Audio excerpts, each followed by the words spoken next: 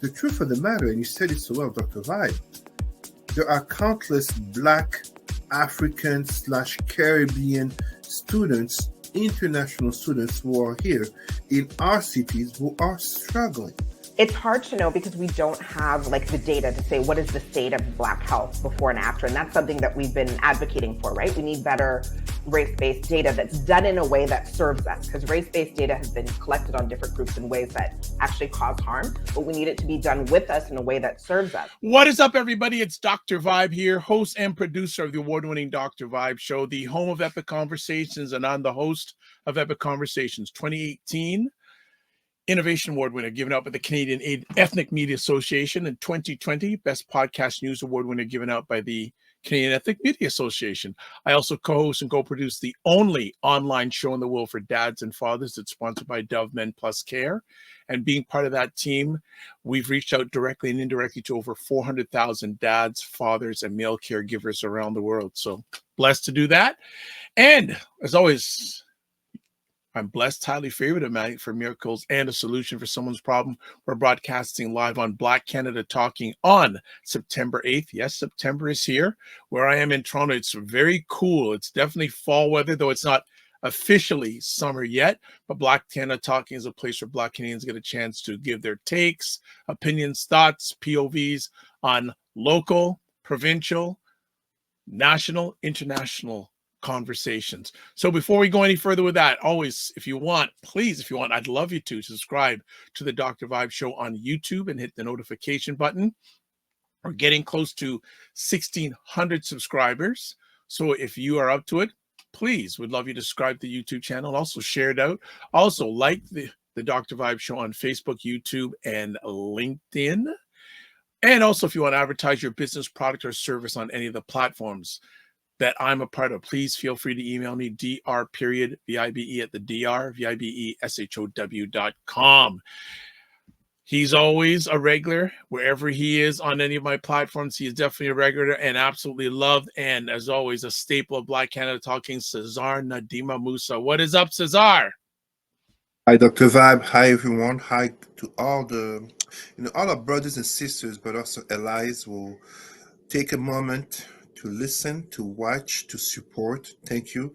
It's never appreciated enough. It's always appreciated, especially in these times that we go through. And yes, in Ottawa, as you can see by my sweater, it's September. Yeah, you got the hoodie. I've got a hoodie on. I love the color, man. That's a slamming color, man. The yellow, that's fire. Thank you. New York. Very nice. Yeah. Good stuff. So what's been going on in your world, my man? Working, family, and standing up for the community.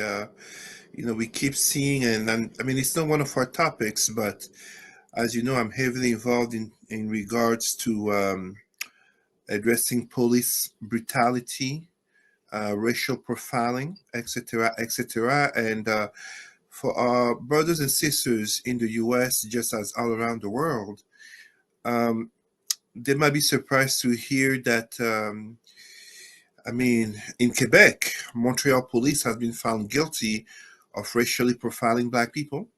Oh. Meanwhile, in Nova Scotia, the police has presented their apologies, aka where is a check, for street checks and racial profiling of Black people. So it is, sometimes people ask me, Cesar, why do you always talk about, racism? There we go. Some people have this notion, overwhelmingly whites and non-Blacks, but there are also some Black people who think to not talk about it will make it disappear.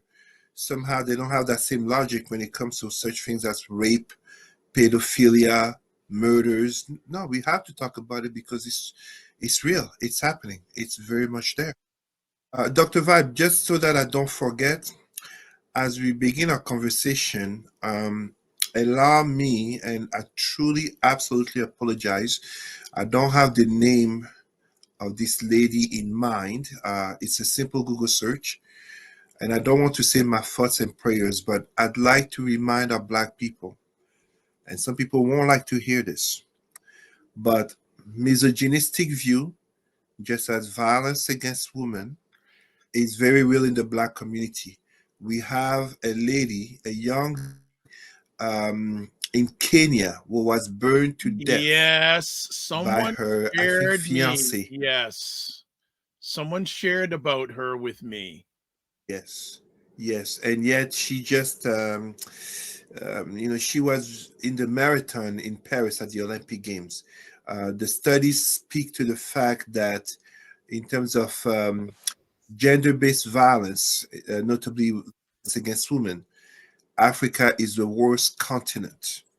It's not a matter of comparison, but we have to address it in the same way as, still speaking in Kenya, we have schools that have been burned on purpose, and young Black to get an education will have been killed.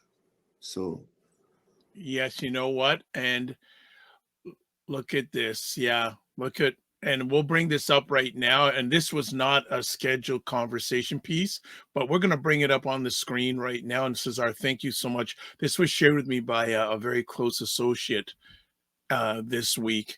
And here we go. So we'll put it on the screen. Ugandan Olympic runner Rebecca Cheptegei, and if I get it wrong, it's my head, not my heart, dies after man set her on fire. Man said to be the runner's boyfriend accused in an attack that burned more than 75% of her body. uh, we, you know, it's not a, it's not just a man's issue; it's a whole society issue. But we must not be lying to ourselves, unless I'm mistaken. Uh, it's what, over 90%, and I think 98% of rapes, just as of gender-based violence. Is I am not a feminist. This is not a feminist speech. This is a life, a human speech. We have to stand with our sisters, our daughters, our wives, our mothers, because this is not acceptable. Someone could have prevented this. Whether it was, and we can just look at police in terms of saying police failure, someone in the community, many people in the community must have failed her. And yes, our women will go back to the abusers and all that, but we can't let that be an excuse, because she is someone's daughter, she is someone's sister, etc., etc. Cesar, thank you for bringing up this tragic incident to our family today. Because I said, someone introduced it to me a few days ago, and I said, wow. But again, thank you for sharing. All right. Well, let's get to some other conversation topics. First things first, a different lens, but there was another mass shooting in America last week.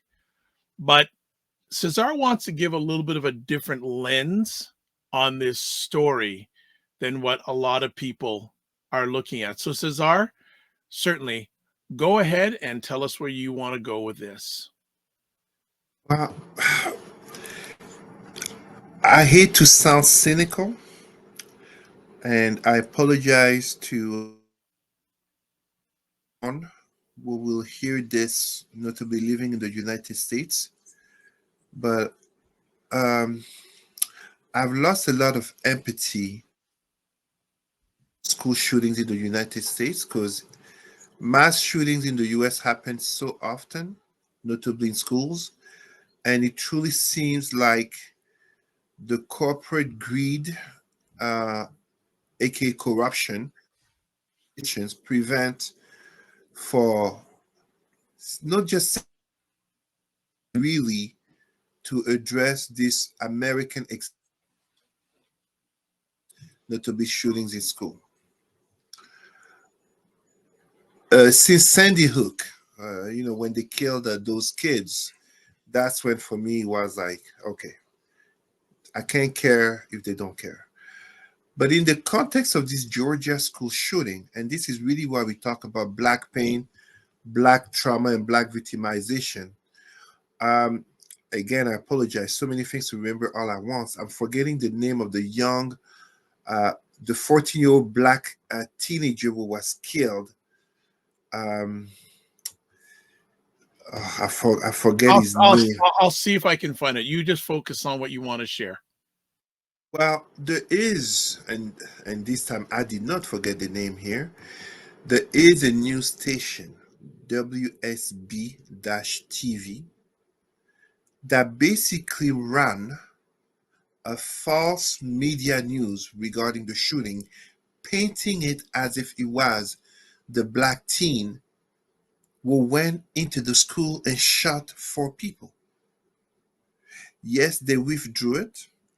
At this moment, I don't know if they apologized, but this is part of the black pain in terms of which we have a black teenager who has been uh, murdered, and I think we should say assassinated, because he was killed because he was young and in a school.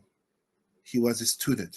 There's, to take the words of what's his name, Trump's VP pick, JD. I can't help screwing up Vance.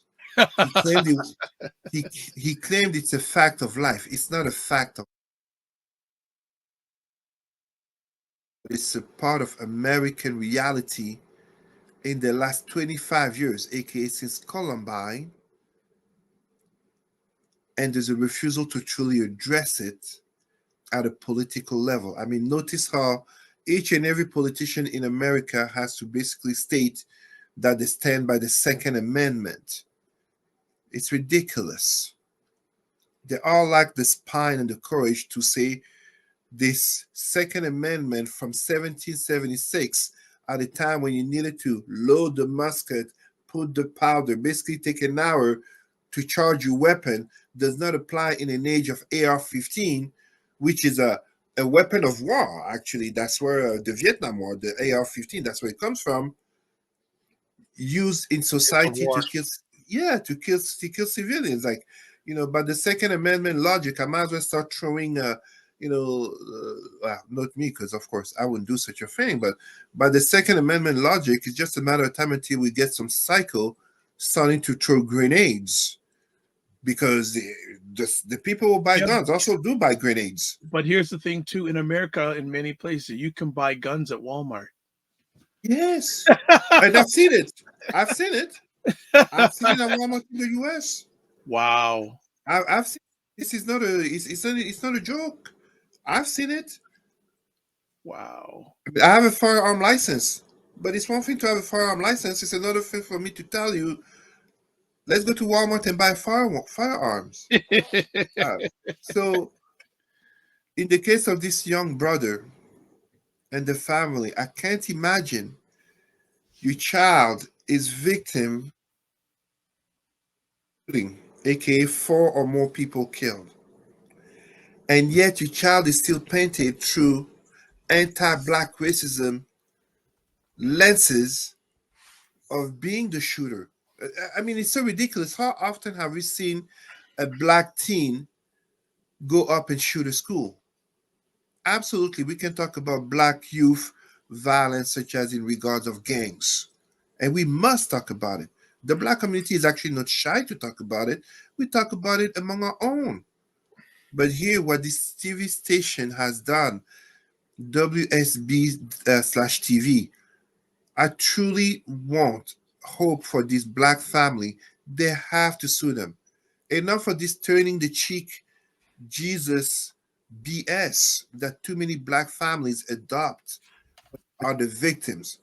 This is a direct reference to uh, what's his name? I think it was in 2016, Darlene Roof, that white racist extremists who killed 9 black people in that church. And in court, families of the victims said they forgave him. He never asked for forgiveness. This is a problem of black people mindset. Sue that TV station. They did wrong by your murdered child. They did wrong by your family in pain. If that child was any other skin color, it wouldn't be hard to see the family suing, as they should. This is not some financial thing. This is not some black thing. This is a simple matter of respect and dignity. There are mistakes that you do not make, and if you make them, You have to be accountable to the consequences. We have people such as, I can't tell why I'm thinking about him. People such as Hulk Hogan will make millions of BS lawsuits, and we have black families that are actually victimized, and they go give apology. It has to stop. Actually, I think I have a picture of the young gentleman you're talking about who was killed, assassinated, but for and it were and his name was okay, yeah. His name is Mason Sherma Mohorn. I did. That was one of him. That's him. Yes, yes. Here's the picture of him right here. My condolences, my truest condolences, Pan Africanist feelings, very human feelings to the family of this young man. Starting school, I think, I can't remember his second day of school or something like that, and being shot. No, no, no, no. Yeah. Yeah, and he was, and it's WSB TV, as you were mentioning, thought that he was the person with a gun first. And we all know why. This is the same stereotypical painting that led to the killing of Trayvon Martin, of Mike Brown, of Tamir Rice. But here, just as the others, the black boy is the victim. This is traumatic. This is further victimizing the victim. This is kind of like, how do you call that? In terms of gender language, it's slut shaming the rape victim because she had a short skirt or even a long skirt or she was wearing a winter coat. No, he can't. It really infuriated me because you would think 2024, 4 years after George Floyd and all that EDI talk that corporations talked about endorsing and, conscious bias trainings and all that. So, directly relating to my professional sector here, this is not an accident. This is not an accident. This is not, this, when even the average racist white MAGA supporter doesn't go to make such a mistake, and we have a news media that makes it, someone has to be held accountable. Black people learn to sue corporations, your workplace, family members, and friends. It's not about suing for the money. Learn to sue for your respect and dignity. Well, as we continue on, Dr. Tachi says, "Happy Sunday. Hope that you are here." And uh, yeah, this. Well, I wonder if Benjamin Crump, who you always see doing lawyering Yes. for this, will be part of this. I want to go a little bit further into this than Cesar. Why? Because I can tell you're very upset about this. As we Why? all should. Yes. Oh, okay. So Dr. Tachi says yes. She goes, yes, suing for the principle, not for the money. Exactly. All right, good stuff. Do you have you seen, or what are your thoughts about media coverage when it comes to people who look like us in such, just in general? Well, we do have in EDI work, there is a video regarding the change of narratives between white protesters versus black protesters and how media, just as police, but even politicians, including Obama, tend to paint them.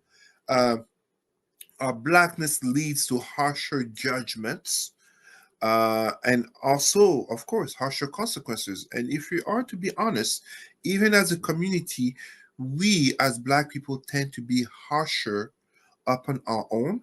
Part of it is due to survival.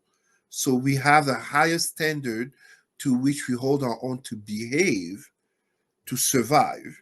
But at the same time, part of it is internalized anti Black racism, where we have adopted some of the views of those who have mistreated us over centuries and racist towards us, and we push down upon our very own when they are the ones who should be victimized. So too often we like to use the excuse, and of course, I'm speaking generally. I'm not speaking regarding each and every black person. Too often, as black people, and you know me, as a Pan Africanist, I'm truly speaking worldwide. This is not just Canada and the US. Too often, we talk about tough love when truly what is needed is empathy and compassion. When truly what is needed is a hug. When truly what is needed is to have a brother, a sister to listen, to say, I got you, to say in my Douala language of the Sawa people, to say, Asia, Asia, it will be fine. It will be okay. I'm here for you. Let me help you get back up. Less judgment, more support. Mm. And this is too often something that's missing because this is a consequence that comes with a society of systemic racism, in our case as black people, of white supremacy. When I say white, my people don't understand. I don't just mean European. White Arabs, white Jews, white Aryans, aka white Indians, Persians, but also Asian. Also, the systemic racism, the discrimination against black people on the four corners of the world, in South America, in Canada and the US, even in indigenous, uh, I don't like the term, reserves, indigenous communities. Mm-hmm. So, too many of us, in the quest of survival, but also of thriving, I give you a perfect example. What happens in the black community, generally speaking, in a black neighborhood when someone finds success? The first goal is to move out of that neighborhood. It's not to establish themselves and improve on the success, to help others uplift. It's to go to the white neighborhood and there to flash the success. It's not an accident when we see so many of our athletes, musicians, so-called black elites, and unfortunately in the black community, elites mean entertainers, Mm. because most of our black youth, but even black adults, when they're thinking black elites, they're not thinking Robert F. Smith, the richest black man in America. They're not thinking Aliko Dangote, the richest black person in the world. When they're thinking black elites, they're thinking Beyonce and LeBron. Let's be honest. And too often we see it is in the black community that we see too many of our so-called elites slash entertainers, but even in the business world, go have a white partner and we celebrate it or we hate on it. Robert F. Smith should not be hated for having a white wife. But at the same time, and this is very recent, a princess of Norway married a black man. And many people are celebrating it as a black king. He's not a black king. He did nothing. But you see, those type of lenses are byproducts of being black in a world of white supremacy. Meanwhile, when we look at white athletes and musicians, so few of them have a black wife. Robert De Niro, who had a black wife and black children, is as rare as a Jamie Foxx with white girlfriends is common. That's a problem because it all fits into those negative, stereotypical portrayals of black people. I am not and I will never be against interracial relationship or dating, but I purposely give that example because that is one that, in terms of the black community, none needs to be academic to understand the conversation on racism, systemic racism through history, sociology, anthropology, economics and politics, and culture. None needs to be academic. It's simple logic and conversation. And as such, although I will never oppose it, How can I oppose it? My wife is mixed. My daughter looks like her mom is white. You see what I mean? My sister in Paris is mixed. The pharaohs in ancient Egypt didn't only had black wives in their harem to call it exactly what it is. The first people to mix were the Homo sapiens coming out of Africa. They mixed, notably with the Neanderthals. So it's never about opposing, but we have to have this honest conversation because, as Frantz Fanon, and I think most of our people know Frantz Fanon, wrote himself, he had a white wife. For too many blacks who have an enslaved slash colonized mindset, whiteness is the seal of success. To dress as whites, to live in the white neighborhoods, to wear the clothes of white people as white people, to try to speak as white people, code switching, to have a white wife or husband, because more and more sisters are having white husbands. But don't get me wrong, I'm not talking white husband as Supreme Court Judge Ketanji Brown Jackson has a white husband that she met much younger in school as he was fighting against racism, interracial relationship out of love. Meanwhile, we have Supreme Court Judge Clarence Thomas, who has a white wife, and we know Jeannie Thomas, she is with the Trumpers. She is with the very racist, misogynist, etc. talk, aka relationship by interest. But it all links to why we talk about black pain, black trauma, and black victimization, where dignity and respect is not afforded to that black child. Meanwhile, none of us as black people is surprised that this white teenager who committed the murder, was arrested, was treated according to his Miranda rights. Remember, there was a case when one was even driven to a Burger King. But if this was a black shooter, we wouldn't be surprised that police would have shot him dead.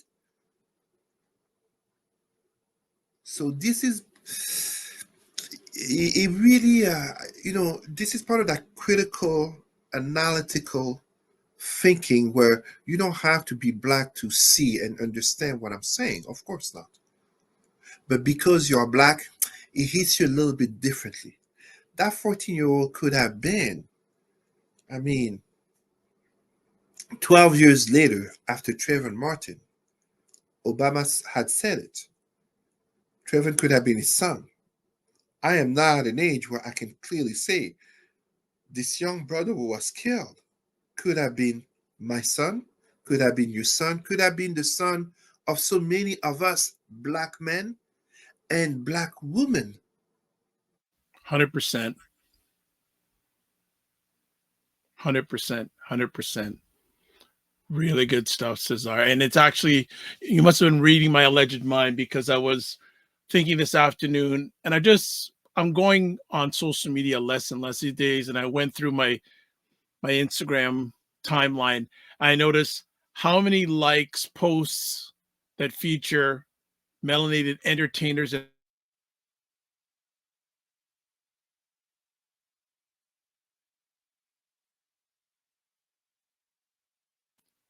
like how much serious knowledge gets likes wise. And I just say, wow, I'm disappointed. That's all. I'm just disappointed. I would say, if you don't mind me saying it this way, we have to be mindful of what we follow and to what end. And I always remind people, so if I give myself as an example, there is nothing wrong with following fitness people slash bodybuilders.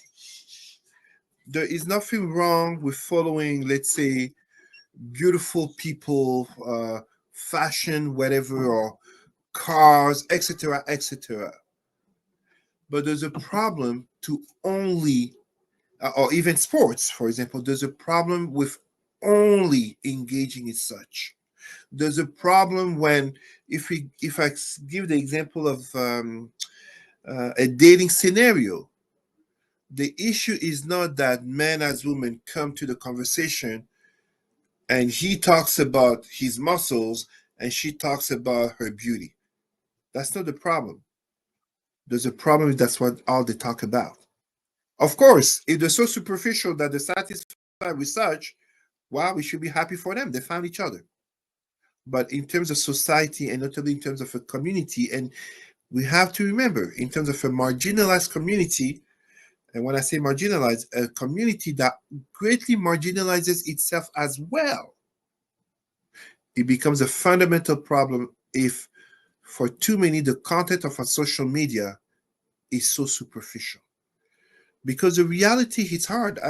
You're talking about social media. I found out this week on social media that one of there's a big conversation, and we should have a topic coming soon about the state of hip hop, whether hip hop has benefited or not the Oh black yeah, yeah, community. yeah, yeah, yeah. We okay. I'm gonna write that down. Yep.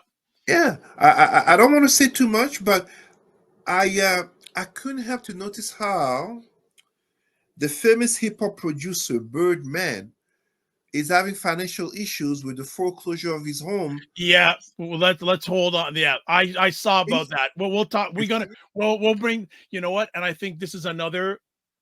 Okay, I'm gonna hold off. I'll mention later, but another group conversation. oh, that would be great. That would be great. Yeah. Okay, we're gonna hold off on that. So what we're gonna do is we're gonna take a quick little break, and we've got a number of things that Cesar wants to share about today. But we're gonna take a quick little break, and we're gonna come back with more stuff on Black Canada Talking Today. So we're back. Time Saturday right with quick. Aisha and Lala. Join Aisha K. Staggers and Laura Lala Key as they cut through the chaos and make some sense of the nonsense in American news and politics. Where is your getting out there and doing everything that needs to be done to get this man in office? Because I don't see it. Sharp insights, bold opinions, and a touch of humor. It's the show that keeps you informed and entertained. Only when it fits their benefit. Exactly. Don't miss Primetime Saturday with Aisha and Lala. Tune in and stay ahead of the headlines. All right, we are continuing with Black Canada Talk Today, but also want to make you aware, if you want to get in touch with Cesar, email address, president@Roots and Culture Canada, and Facebook is at Cesar Remy Emery. I have put the contact information on all the platforms that you're watching right now if you want to reach out to Cesar. And let's continue. And this one has gone under the radar, and you wonder why Black America especially is not talking about this. The China-Africa Summit. Why not even America's talking about this? Because it implicates them. So go ahead, Cesar. Dr. Vibe is a very important summit. So first of all, let me say the negative, to be quite honest. It is not painted as such, and absolutely the Chinese authorities absolutely reject such painting. Right there on the photo, you can see the flag of my colonial birth country of Cameroon. The green, red, yellow with the yellow star. I have issues with such conferences. I understand it, but I'd like for our Black people to understand. China Africa Summit. Can you imagine a Nigeria Asia Summit? Can you imagine Congo Europe? Can you imagine South Africa? And in brackets, they should change the name of that country.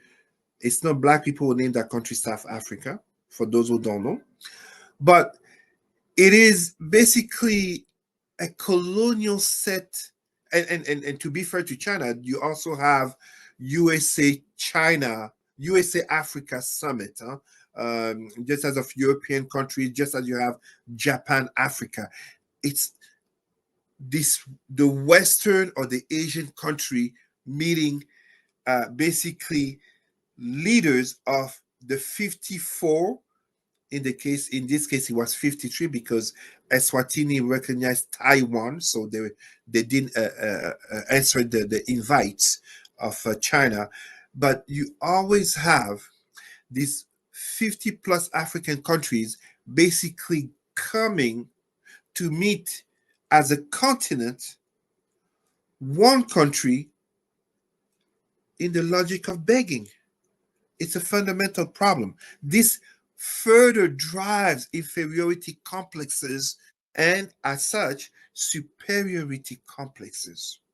That's the first thing I want our people to understand. If you cannot imagine, when we talk about such a thing as the BRICS, Brazil, Russia, India, China, South Africa, you should have countries such as South Africa, such as Nigeria, have one on one conversations with China, with the USA, with Russia, with Saudi Arabia, with Qatar, with Japan. And yet, no, we cannot imagine Asian leaders lining up to shake hands with this one leader of Africa. That right there, ideologically and symbolically, is a fundamental problem that further drives the notions of inferiority complexes of African leaders, in brackets, black leaders, because what's the Caribbean in comparison to Africa as a continental bloc?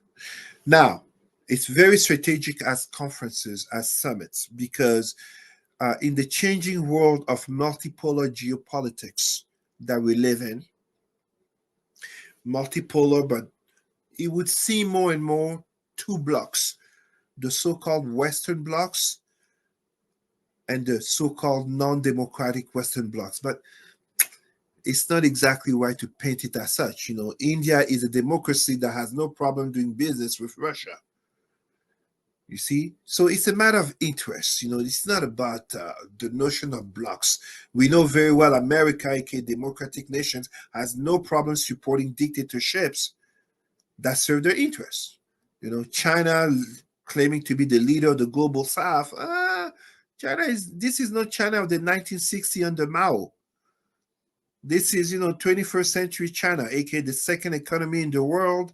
Uh, you know, now to truly delve into the topic, and when I was talking about begging hands, China literally has put it on the table over $50 billion to African nations in regards to the development. And studies on the ground in Africa speak to a far more positive reception of Chinese uh, aid, to call it what it is, compared to Western aid. So the Beijing Protocol basically comes in the nature of interest. Meanwhile, Washington consensus, Paris, Berlin, London come with conditions in regards notably to democracy and human rights. So Chinese are there to do business, but let us not fool ourselves. This is not aid from, and it shouldn't be aid solely for the purpose of helping.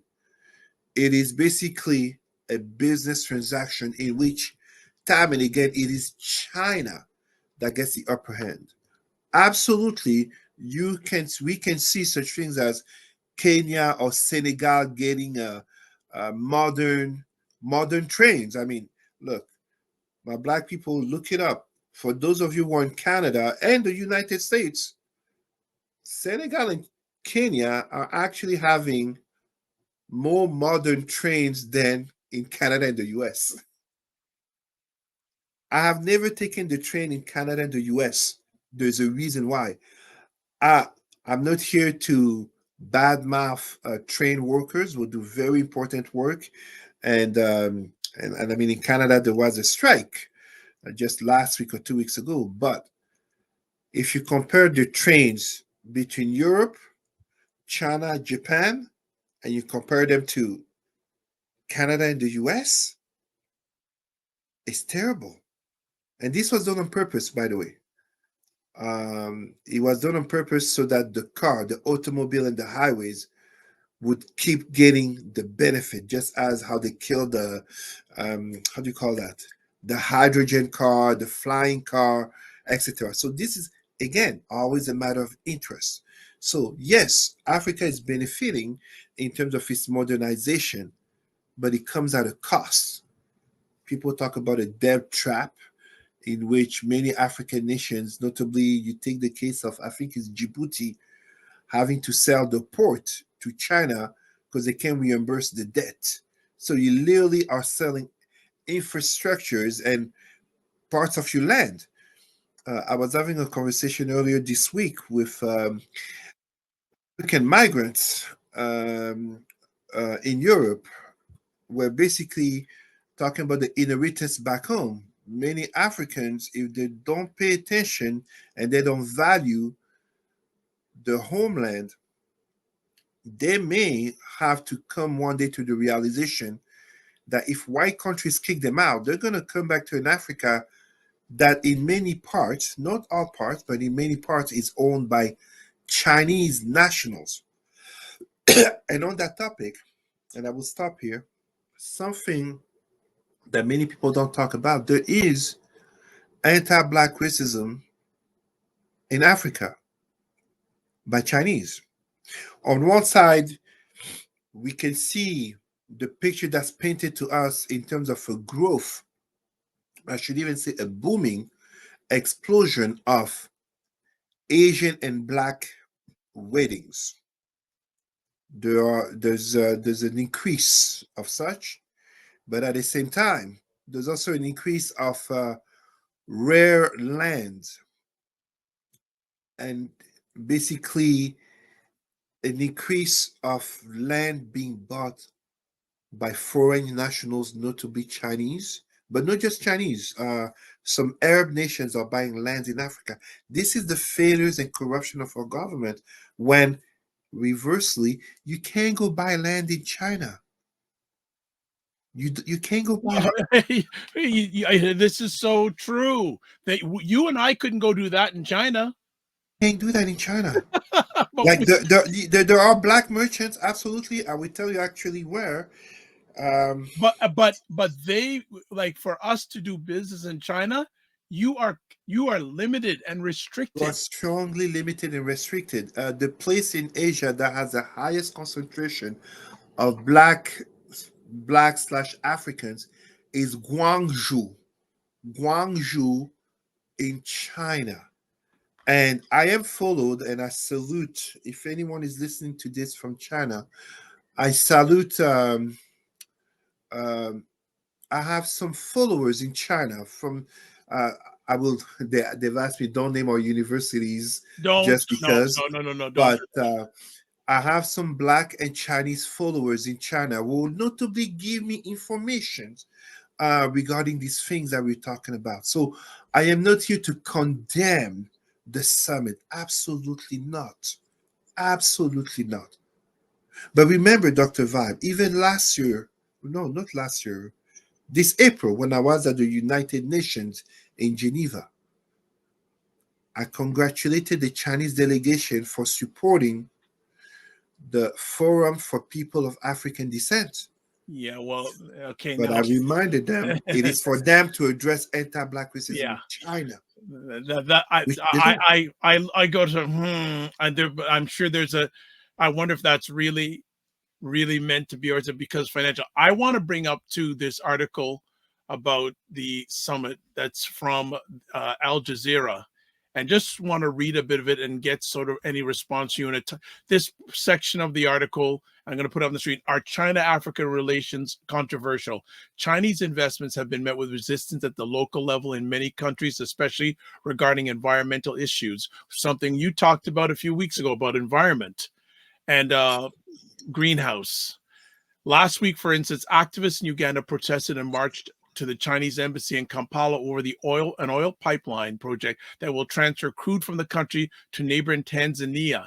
The pipeline will be operated by a Chinese state firm in collaboration with French energy and petroleum company Total, as well as the Tanzanian and Ugandan governments. It is said to be the longest heated oil pipeline in the world. However, communities say it will displace thousands of people and destroy the environment. China has separately faced criticism for failing to stop unsustainable practices such as illegal logging in several African countries that contribute to the market in China. The US-based Environmental Investigation Agency, in a May 2024 report, found that illegal timber transports from Mozambique to China has surged since 2017. The funds were going to armed groups contributing to insurgency in the country, the study said. In addition, China's critics accused Beijing of luring African countries into significant loan agreements that they struggled to pay back, allowing Beijing to seize lucrative assets, a practice some tag as, quote, debt diplomacy, unquote. Some countries like Zambia have defaulted on loans. By the end of 2022, Zambia amassed more than $18 billion in external debt, with at least 12% of that owed to China, the country's biggest bilateral creditor. In March, Lusaka reached a restructuring agreement with China and other creditors that saw about $840 million of the claims written off. China has reportedly rejected the notion that it's trying to entrap nations in Africa and elsewhere using debt. The, quote, debt trap theory, unquote, has been challenged by some experts who say Chinese investments are too plentiful and too fragmented for the country to have a deliberate debt strategy. Any thoughts? Listen, as I said, at the United Nations, the Chinese delegations, the Chinese representatives, they cannot and they will not agree to this. But facts are facts, and in such. So I will tell you this, Dr. Vibe, no little secret. As you know, I am a Sawa from Cameroon, and we use fashion, as it was the case traditionally in Africa. We use fashion as statements. It's not accidentally that I'm wearing this yellow hoodie with brown marking. It is very much for this topic. I want our Black people, notably African leaders, to pay caution to this because there is a term, yellow neocolonialism. Of course not. China is coming with weapons, trying to enslave, colonize Africans, or basically subject Africans to Confucianism and Taoism by force, as white Europeans and white Arabs have done with Islam and Christianity. It is not that. But in an age of 21st century of development of the Silk Belt Road Initiative, it is not so much by loans and debts as it's necessarily painted. Because, yes, to what Al Jazeera said, but there is a fundamental aspect that is not addressed. And to me, as a Black person, as a Pan-Africanist, as an African born, is the most important. The corruption and failure of African governments. It is the number one factor. It is not China. You can replace China. If you remove China, it will be another country. United States, United States, France, France, Russia, you name it. Africa has Russian paramilitary there to oppose Western governments, as if we can't have people taking weapons for themselves to defend their own nations. We have basically Japan that's there, Japan Africa summits. How many of our Black people know that Japanese workers left mixed Black children in the 70s in the Congo because it would have been shameful for them to return? I apologize for this language. I don't agree with it, but I'm saying what most people say, with the Black children. Notice I didn't say the N word, but that's exactly the thought behind it. The Black children to return with them to Japan. So it's not so much China the problem. And I think this is very important for anyone Chinese to hear this, to understand this. It's not so much China or any non-African, non-Black country the problem. It's the failure and corruption of African governments. I give you a perfect, very simple example. We talk about animal preservation, the elephants, the rhinoceros, the lions. It's not Africans who are killing them. It's not Africans who are exterminating them. It's not the village in the jungle or savannah that's going down hunting the rhinoceros and cutting off its horn. It's rich foreigners How do you think they get in the country? How do you think they get the licenses, the permits to do the hunting, the killing, and to bring out of Africa the elephant tusks, the rhinoceros horns, the lion's mane? The failure and corruption of African governance is the number one reason. China is basically there for its own interest, and China is absolutely correct to do so. Take no, practically no future in China, including difficulty to find a wife. Ship them to Africa as workers, and maybe they find themselves even a black wife. I mean, China is setting up how do you call them? Confucius Institutes. African children learning Mandarin with hopes of going to China, such as in Ethiopia and all over countries. And more African women marrying Chinese men, basically creating a new caste, because that's what it is, a new caste in the society. Just as, and many Africans know this, mixed/biracial Africans are not treated the same as dark-skinned Africans. In the same way as dark-skinned Africans are not treated the same as the Baka and the Twa in Central Africa. The Baka and the Twa are what white people have called pygmies. So this is kind of the creation of a new caste, but it is because of the failure of our governments. That kind of failure is what permits and eases what leads eventually to a debt trap, because those same countries have millionaires. I mean, I give the example of Nigeria, and I don't want anyone from Nigeria to be offended. But how do we reconcile the fact that we have more and more millionaire Nigerians, notably artists, but also businessmen, and yet there's a fuel crisis in Nigeria? There's a fuel crisis, and yet the national oil/petroleum company, the state company, has made huge profits. These type of contradictions that could be called African contradictions, that are really black contradictions. Kind of as I was saying earlier, we are the community that flashes the money, that wear the bling bling necklace and all that. That shows the athlete wants to make sure that you see, pimp my ride, pimp my house. Look at the 10, 20 rooms that I have and the 50 bathrooms that I have and blah, blah, blah. And when they die, we need to do a GoFundMe. That's ridiculous. That's ridiculous. I agree. All right. You know what? Do you want to go for a break? You want to continue flowing? Let's do a short break. Sure. I will do a short break. We'll come back with two more stories, and the first one will come back after the break. Is there's a change in the political climate in Canada as of this week, and it could lead to, sooner rather than later, another election coming. Primetime Saturday with Aisha and Lala. Join Aisha K. Staggers and Laura Lala Key as they cut through the chaos and make some sense of the nonsense in American news and politics. That's not a big enough sample to even say that this is representative of anything. Sharp insights, bold opinions, and a touch of humor. It's the show that keeps you informed and entertained.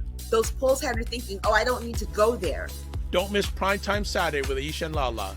Tune in and stay ahead of the headlines. All right, we are back on Primetime on Black Canada Talking. I do too many shows with Cesar Ndema-Moussa. We are here. Got two more conversation pieces, and both involve, well, these ones definitely involve politics. One involving politics in Canada, and the other one, politics in the United States. But the one in the United States definitely has global impact.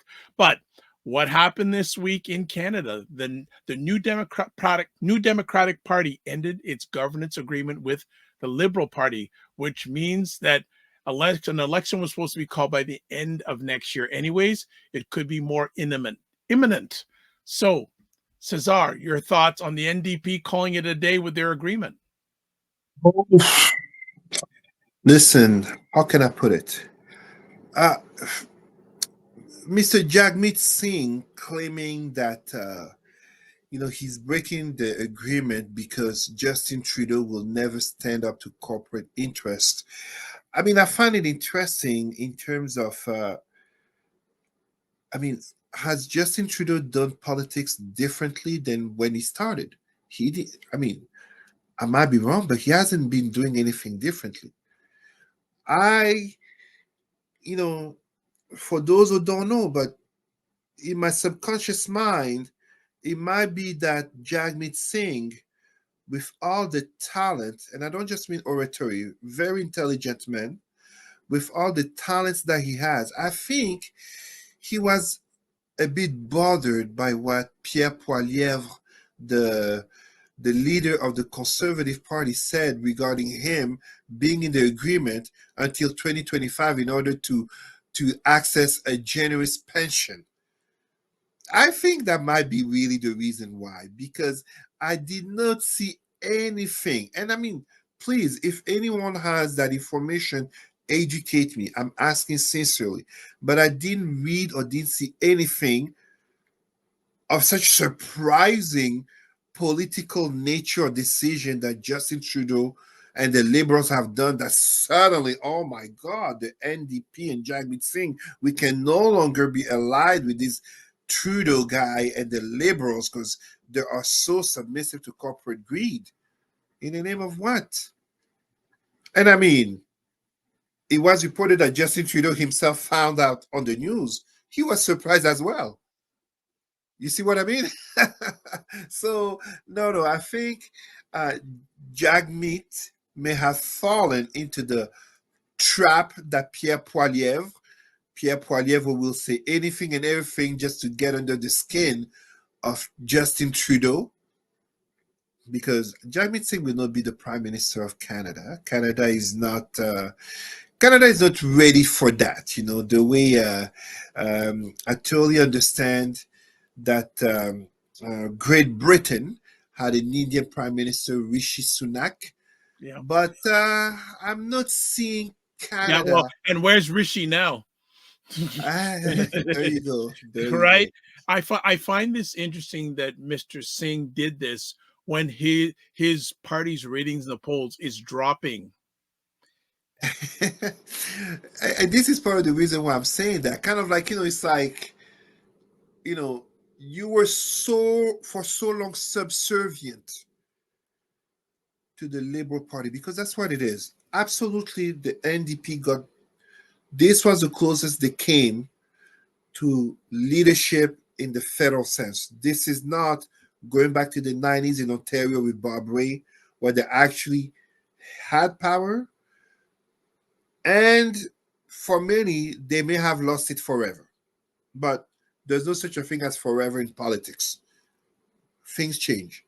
But first of all, in terms of the image and the symbolism, I have a hard time seeing a Jagmeet Singh, aka a Sikh person, Sikh, by the way, uh, becoming Prime Minister of Canada right now, just as Nikki Haley, who is actually a white Indian, Aryan, Nikki Haley becoming the Republican Party nominee in the United States. Canada is not there yet. Great Britain wasn't there. It was nomination within the party. So that's a different type of logic. It's not people voting for the person who's going to be there.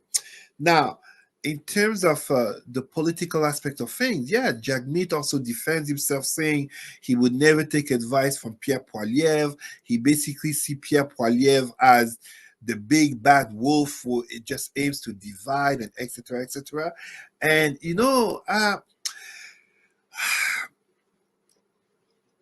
I could agree with him, but there's just one little problem. You are not bound to be in power. The NDP at a federal level, yes, NDP can be in power in some cities and even provinces. I'm talking federally talking. You are very unlikely to become the prime minister. Should such a political divorce have been done in a smoother way and also in a way that permits, even in the nature of interest, to help to make it that, how do you call that? You don't lose face. When I say you don't lose face, is that the way Canadian politics come down to is that most people, I've never voted NDP. So first of all, let me state this. But most people who are NDP, unless I'm wrong, if it comes down to voting liberals or voting conservatives, they're going to vote liberals. This is traditionally what happens in Canada.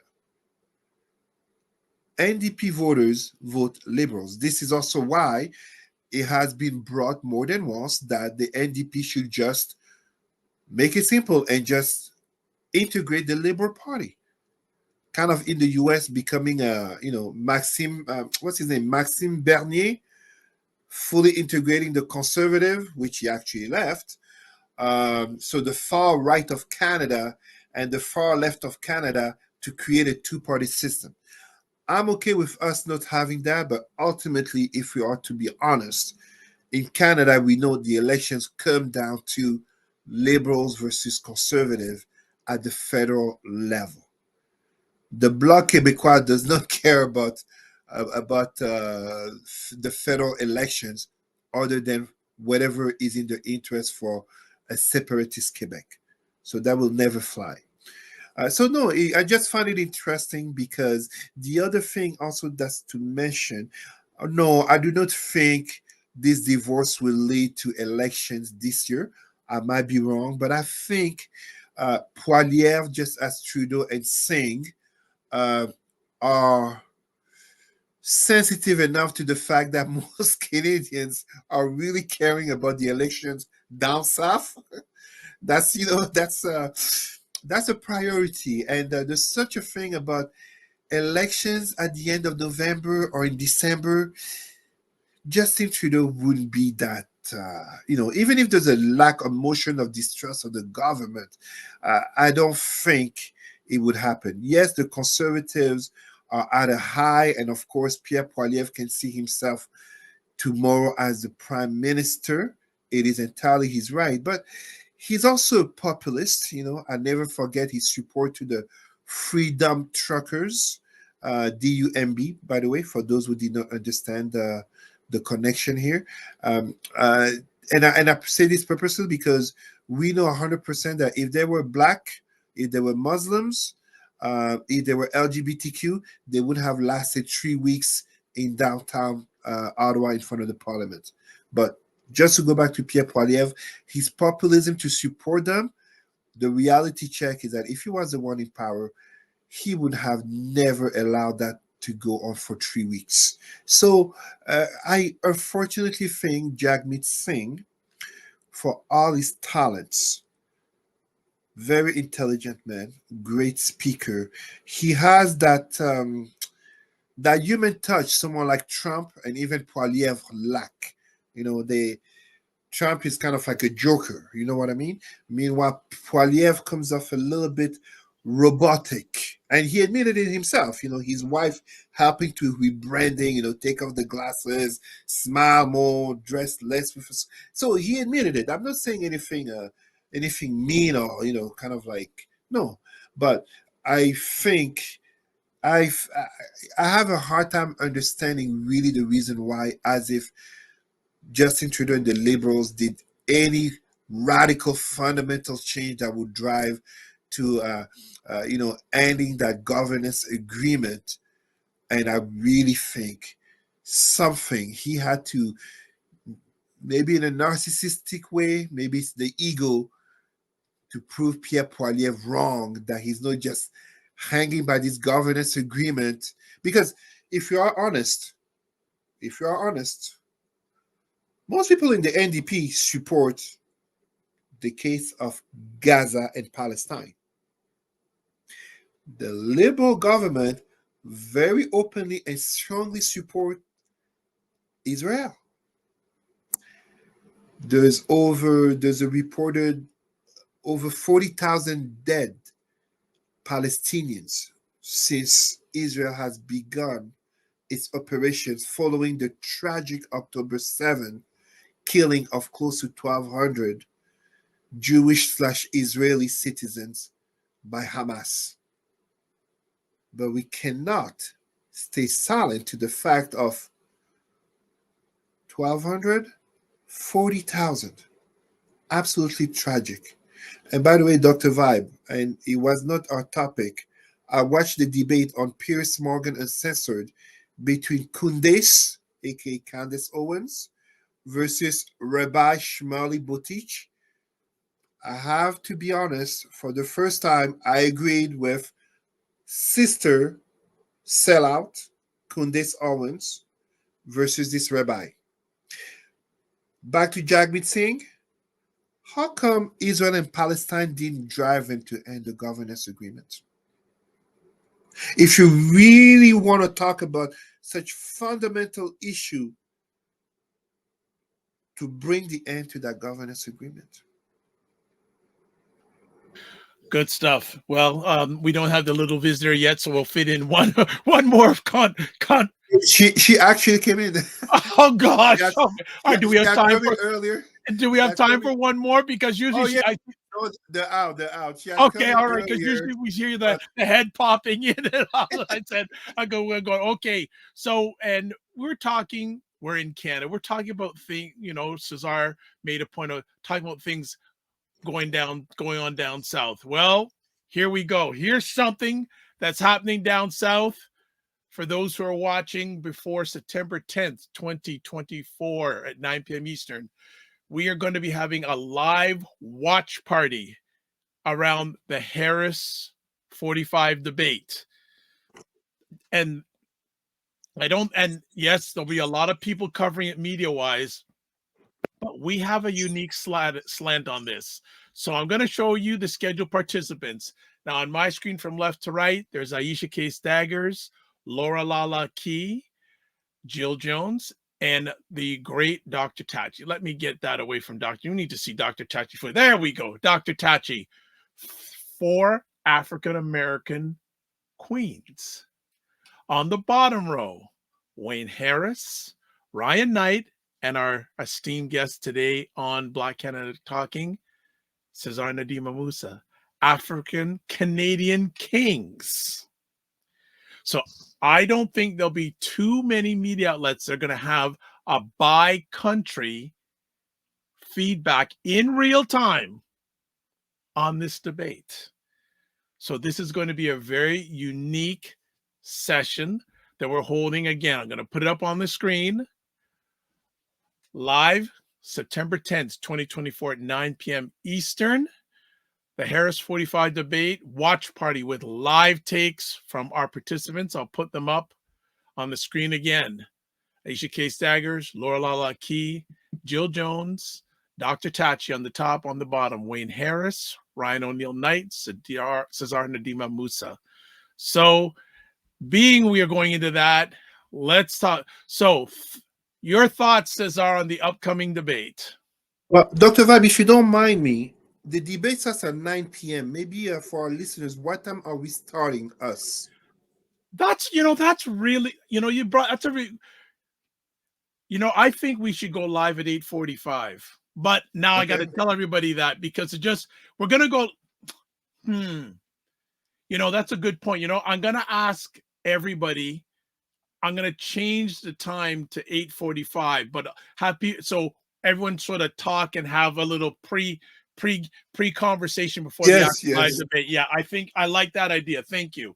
I will up that. I'll update that for those who can come in a little bit earlier on the panel. Like I know Wayne Harris can't come in till 9:30, but the others, it's a really good idea. So I'm gonna see because just to bring everybody on and start looking, I think having people come on and just chat, etc., get their thoughts beforehand is a great idea. But you get that opportunity now. First of all, I would say, will Trump show up? I think he will show up. Okay. Now here's something funny already. Lala says she still isn't convinced that he's going to show up. I think he will show up because For him, it's not about politics, it's about ego. It's about self interest. It's about, first of all, justifying why the mic will be closed when, of course, he will pretend he wanted it open, fully knowing that it was an open trap that he was walking into. But he can't possibly admit to potentially failing to, one, a woman, and two, a black woman, and three, a prosecutor who happens to be a black woman. This is the reality in which Donald Trump is faced, because this might be the last opportunity that he has to take the lead over Kamala Harris in order to avoid losing the elections November 5th.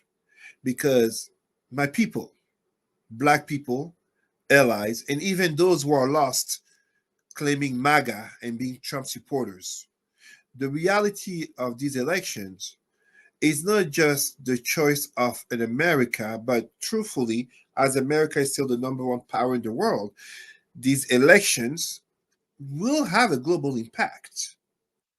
But on a personal level, for someone named Donald J. Trump, losing the elections literally means jail. It's that simple. Let's not get it twisted. So, a little dedicated message to too many brothers and a few sisters, because there are, but too many brothers who are opposing Kamala Harris under claims of policies and, misinformation because she was a prosecutor and all that. My brothers, the misogynoir, aka misogyny in the black community towards black women, you need to address that. Too many of you, too many of us, as we are both men, have misogynistic views, but also, I would say, and I'm going to come off a little bit harsh here, for many black men, it's hard to see a successful black woman succeed, reach pinnacles they can't even dream for themselves.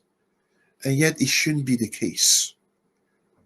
I'm not supporting Kamala Harris just because she is black or a black woman. That's ridiculous. The symbolism is Kamala Harris is a sister. It's my wife.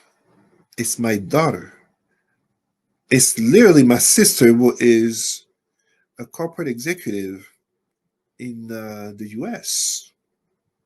It's literally so many black women who have worked hard and achieved, coming from humble and even poor backgrounds. It could have been Michelle Obama. But more than that, it's also a matter of policies and a matter of tenure, professional tenure, decency. I'm going to say a lot of things that I'm just going to repeat on Tuesday, but as I've told so many people, how could that possibly support a man like Donald Trump? How could I? A racist who was calling for the imprisonment, and a white person had corrected me, saying he even went so far as to call for the death sentence of the Central Park, aka Exonerated Five, back then. A man who has decades of racist history, notably in housing. A man who, we're talking about sexual assault, aka rape. A man who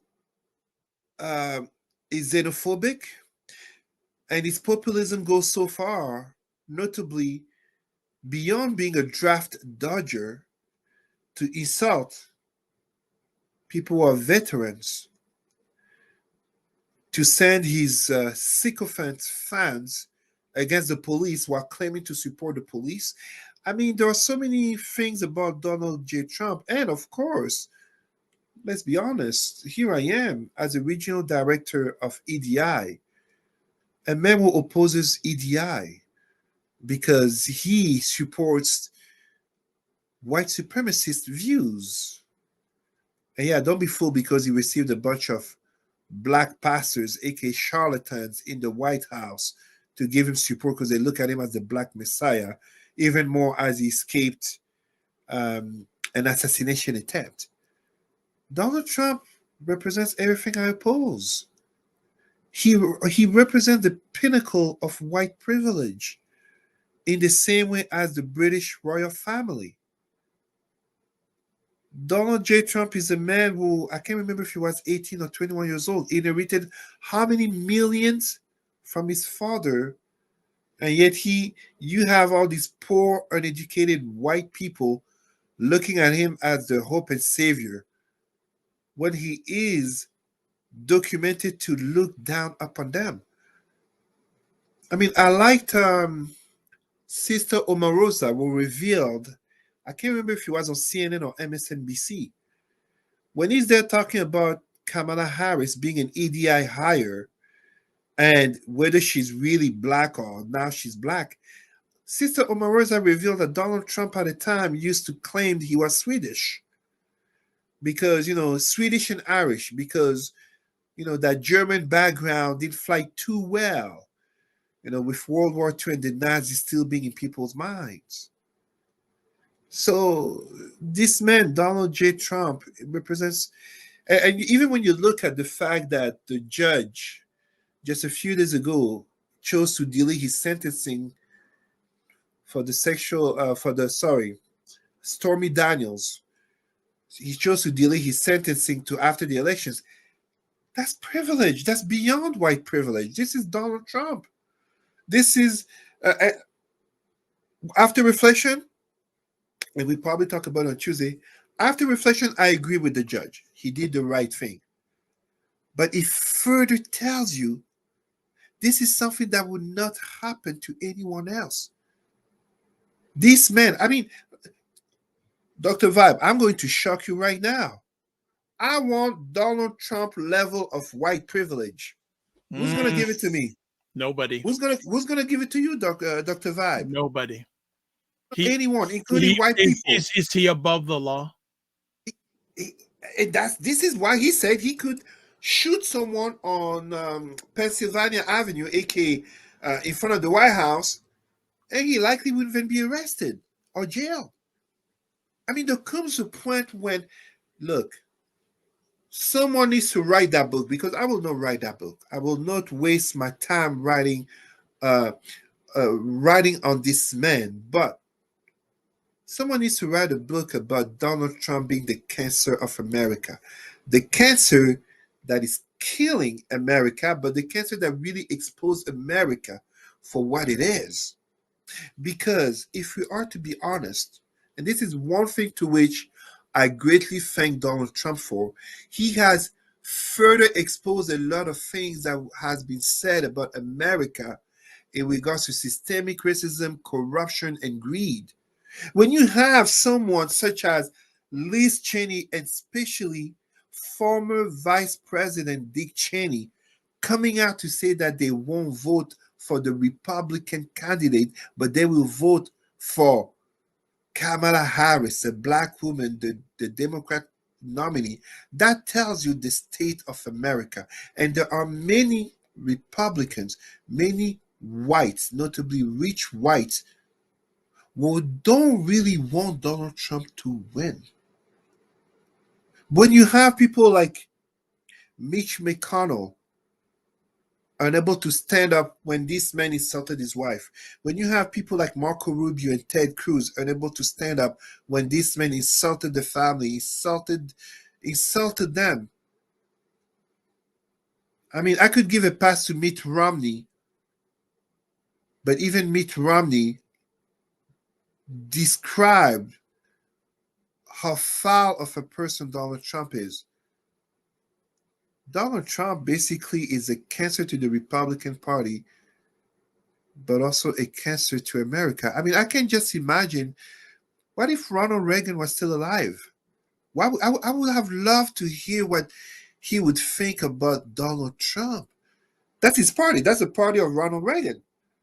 Like, if we are truly honest, and I mean, Thank you for the Cold War ending, but truly, I'm not a fan of Ronald Reagan, aka the governor of California, who fought against the Black Panthers, making them illegal, but keeping the KKK quite legal, right? But it would have been great to hear, what does Ronald Reagan think about Donald Trump? Because his children, whatever, no, Ronald Reagan. George Bush, son, saying that he's neither endorsing Kamala Harris nor Donald Trump is a rebuke against Trump. The last Republican president not officially endorsing the Republican candidate. Read between the lines, my people.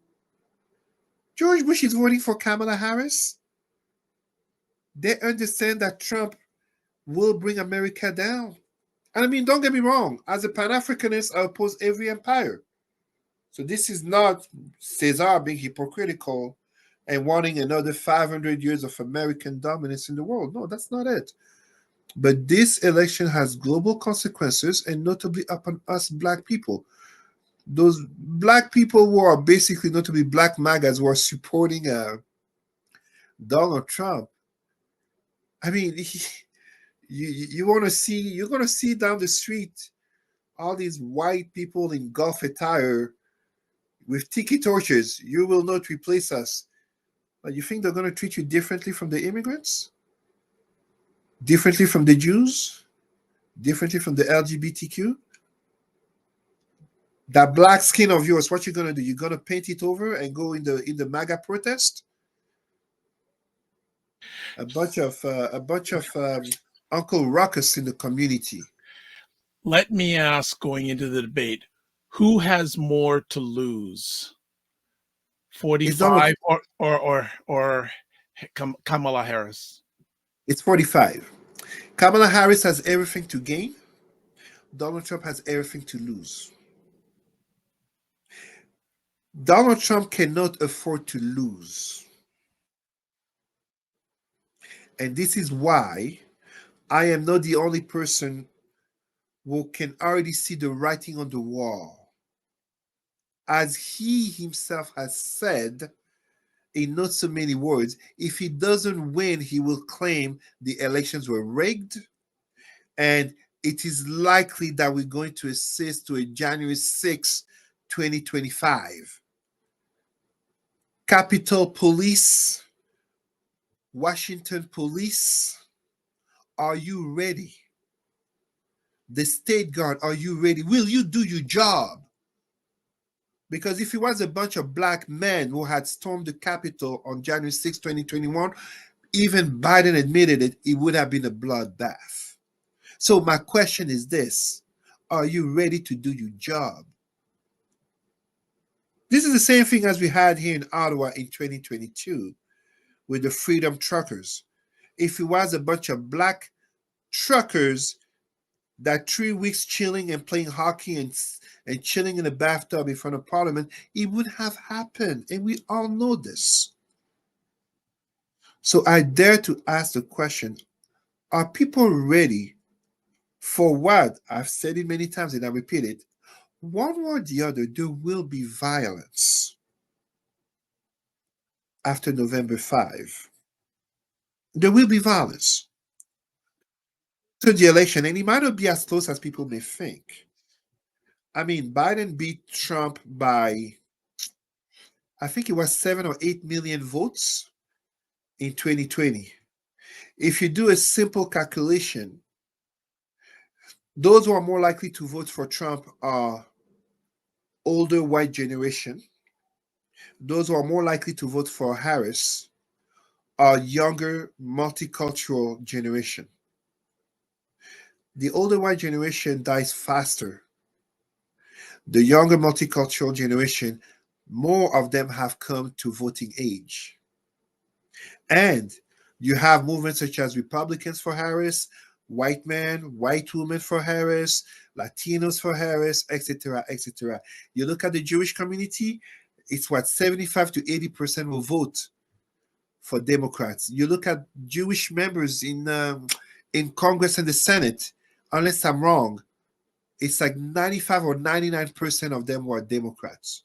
You look at Asian and Latino communities, like it, it can absolutely be close of an election, but the simple fact that Kamala Harris and her campaign, the dynamism, the joy movement, if we want to call it that way, but just the hope of change has been able to turn this election. Yum yum. Now Hold it on, give is me a time few to start minutes. wrapping it up. There we go. We got the cue. Baby boss is in the house. All No, yum right. yum. Let me finish. Let me finish. Hey, yeah, that's what I was looking for. So the fact that Kamala Harris was able to turn some states to make them competitive, that's a sign of how close it can be. Yum yum, va avec maman, je reviens. OK? All Je finis right. dans 2 minutes. OK? Well, Donne-moi 2 minutes. I look at this and say, Merci. where is 45 going to? How is he going to expand his base? But the man is not looking at expanding his base. Basically, it's kind of a movement in which whatever happens, you leave something behind. All right. Well, I think we're going to end it off there. And people, again, if you can, right now, we're going to be coming on September 10th at 9 p.m. But I think we may change that. But right now it's 9 p.m. But wherever you're following me, keep abreast on it. We may update the start time. As always, Cesar, I'd like to say thank you so much for taking the time to share with us today. The boss is in the house. That's where you can get a hold of Cesar, president at rootsandculturecanada.com, email address, Facebook, Cesar Remy Emery. And again, September 10th, he'll be with us. But please reach out to him. Cesar, as always, thank you for everything you do. And we will see you on Tuesday evening. Be well. Thank you, Dr. Vibe. Thank you, family. Thank you to all the allies out there. Great show as always. Be well. Thank you. All right, family, that is it. Another epic conversation with Cesar. The boss in the house came in, so we said, it's time to finish. Time to finish. So again, thank you. Someone is saying, enjoy the conversation. Thank you, Sylvia Paris, for liking the conversation. Tell your people, Tuesday night, September 10th, say around 8:45-ish. We'll have the live watch party. Would love contributions from both sides of the border, Canada, the US, and from around the world. So as always, let's close off with this. Please subscribe to the Dr. Vibe Show on YouTube and hit the notification button. Want to grow the subscribers? Tell other people about it. Follow the Dr. Vibe Show on Facebook, LinkedIn, and Instagram to advertise your business product or service on any of the platforms that I'm a part of. Please feel free to email me. dr.vibe at the drvibeshow.com. And as you can see, you can get a hold of me here. Website, the drvibeshow.com. YouTube, Facebook, and LinkedIn, The Dr. Vibe Show. Instagram, at the drvibeshow.com. X/Twitter, at drvibeshow. And email, dr.vibe at the drvibeshow.com. And you can watch replays of this epic conversation on the Dr. Vibe Show on YouTube, Facebook, and LinkedIn, and on the website, the drvibeshow.com. All right, got some few more comments before we shut down here. Dr. Chachi says, this was great. Well, you helped make it great because you were here live. And Sylvia Paris says, will do. Yes, please share it out. I'm going to do one or two. Well, the post is already up on my Facebook, LinkedIn, and YouTube channels. So I may have to adjust the start time on that. But I'm also going to do one or two Instagram posts on it just to put it out there. So as always, we finish off with this. Live your life as a dream. If you can dream, you can make it. Sometimes you have to, live your life as a dream. If you can dream, you can make it. Sometimes you have to get smaller to get stronger. Block assumptions and aim bigger, aim better, aim higher, aim wider. Love, faith, and respect. And remember, don't just manage your time, manage your energy, and remember to give yourselves grace. God bless. Peace to all. Keep the faith. Walk good. And we'll see you on Tuesday.